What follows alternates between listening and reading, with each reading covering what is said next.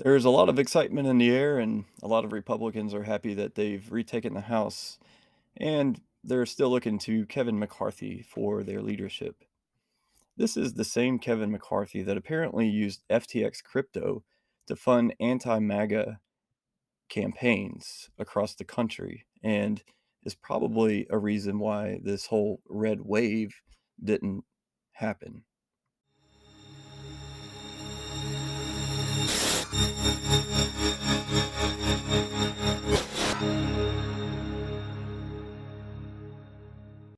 So I'll bring you today to National File, and this is an article that's from today, 18 November 2022, and it's by Sprinky Stocks.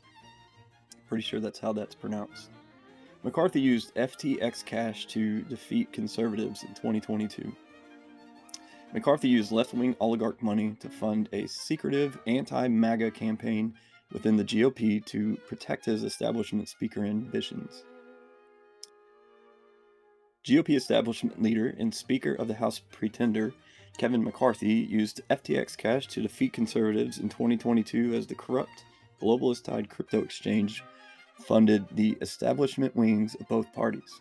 Now McCarthy is feeling the heat as conservative members of Congress and the voters they're accountable to are demanding answers for the GOP's failed red wave, which looked more like a pink trickle. Throughout the midterm campaign season, GOP establishment leader Kevin McCarthy used his Congressional Leadership Fund political machine to inject massive amounts of cash into House races nationwide. In doing so, he targeted GOP primary races and even general elections versus Democrats, in which America First conservatives aligned with President Trump were on the ballot. Et Brute. Millions of dollars worth of the campaign money came straight from corrupt crypto exchange FTX and its top executives.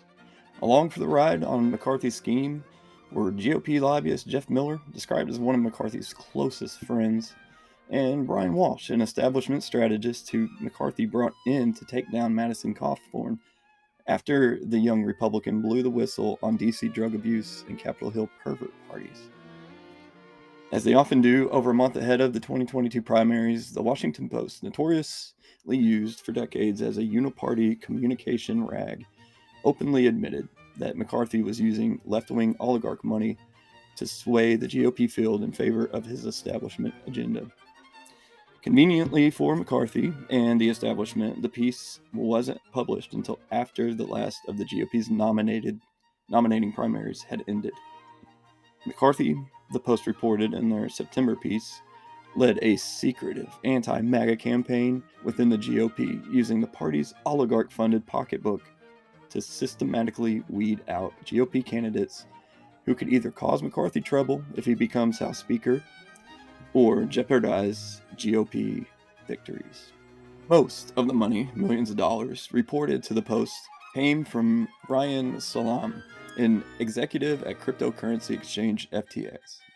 FTX, the Post explained, is a major donor to both McCarthy's own operation and to other groups backing McCarthy's favored candidates. And here's the clip from the Washington Post. Armed with corrupt FTX crypto money, Kevin McCarthy spent the 2022 midterms picking winners and losers with his long-term speakership fantasies at the top of his agenda.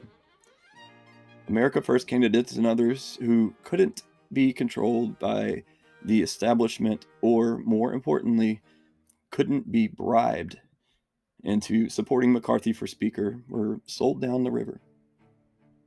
The seats they were fighting for were surrendered to Democrats, and conservatives in the know spoke of a power sharing agreement between McCarthy and Democrat leadership, which now appears to be materializing. In the Post reporting on McCarthy's corrupt FTX campaign money scheme, several candidates were named as victims of McCarthy's financial electioneering, including several who've been profiled by National File. In Ohio, J.R. Majewski, who was in a heated battle against a 20-term Democrat, faced false allegations of stolen valor from the Associated Press. which appeared to be working hand in hand with the Democrat campaign to take down Majewski.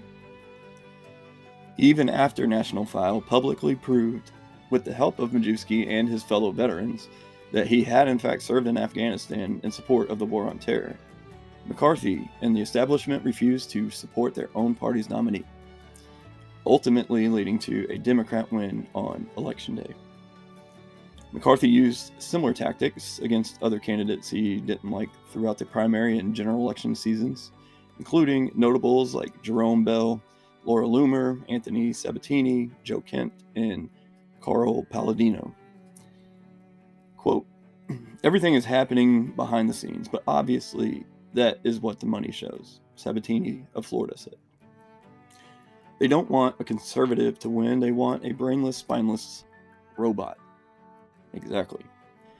And it wasn't just FTX. McCarthy was using money from elite banking and usury interests throughout the 2020 midterm campaign season, with groups like the National Association of Realtors shelling out even more money for McCarthy and his crew. While McCarthy's use of the GOP oligarch funded purse strings to enforce compliance among legislators and candidates has been framed as an act of unity by him and others within the GOP leadership, everyday voters and incoming legislators aren't so sure about that and have become vocally critical of McCarthy's machine style politics. And that's the end of that. Now, I'm sure it wasn't Kevin McCarthy alone who made the red wave a pink trickle, but he definitely had a strong contribution and a crooked contribution when he was dealing with FTX. And there's a lot more coming out about FTX and a lot of their relationships. And of course, all roads lead back to the Clintons. But I'll have more on that for you later. Thank you so much for sticking around. If you're not subscribed yet, please subscribe to my channel and hit the like button. It really helps me out, and that's the best thing you can do for me. And until next time, peace be with you.